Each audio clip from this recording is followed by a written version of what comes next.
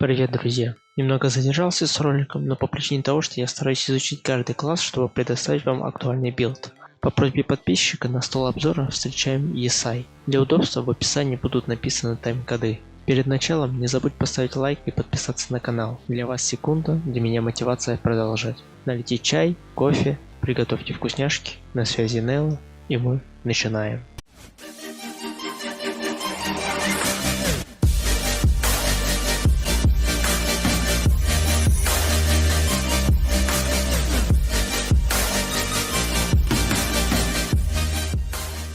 ESI специализируется как воин дальнего боя. Основные атрибуты: конституция, сила, ловкость. Два набора умений: высокая мобильность и выживаемость. Стихия — огонь.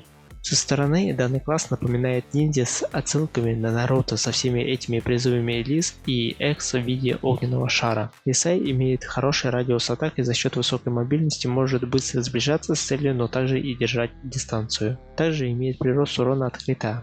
Поэтому настройка ядра ничем не отличается от того же визионера, поэтому будет иметь такой вид.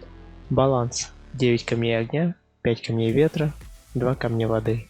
ДПС: 9 камней ветра, 5 камней огня, 2 камня воды. Напоминаю, что сбалансированная сборка направлена на уравнивание между уроном и выживаемостью.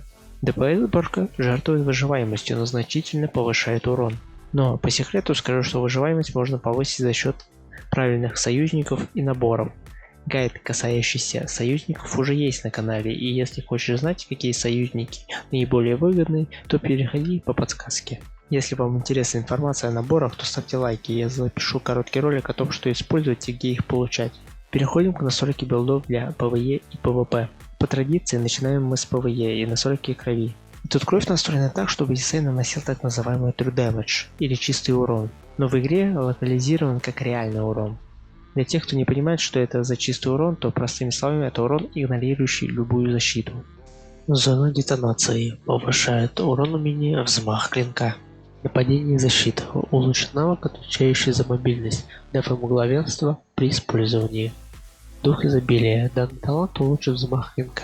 Снизь его перезарядку на 50% при использовании заход луны, также добавляя к вашим атакам чистый урон. И в конце берем талант Клинок Погибели, снизит количество печати ниндзя, необходимых для смены стойки, также улучшит пассивку ESI, отвечающий за его КДР. Что касается родословной, основная ветка будет прокачиваться красная. Она отвечает за навыки в стойке с веером, повысит урон того же взмаха клинка, повысит урон призываемой лисы, также повысит вашу физическую атаку и, конечно, усиление коснуться и других скиллов веера.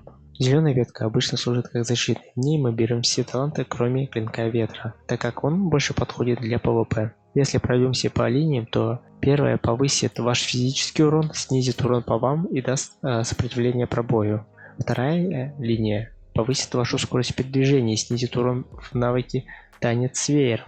И если мы вернемся в красные таланты, то увидим тут похожий навык. Суммарно мы получаем от данного навыка 7% снижения урона. Третья линия повысит ваш крит и даст сопротивление криту. Бонусом вы будете получать щит от навыка вместо тени. Синие таланты отвечают за стойку ниндзя, и тут прокачиваем только навыки, усиливающие наши умения, кроме 3 последних навыков первой линии, так как они отвечают за понижение сопротивления пробоя целей, а это выгодно в PvP. Оставшиеся баллы мы отдаем дереву монет для повышения урона от крита. Что касается настройки PvP, переходим к крови. Выбираем заговор огня, который нам даст прирост урона умения Тень Клона. Также даст полезные эффекты в виде снятия невидимости с цели, а также один из 3 типов контроля: страх, соблазнение, окаменение или запрет лечения.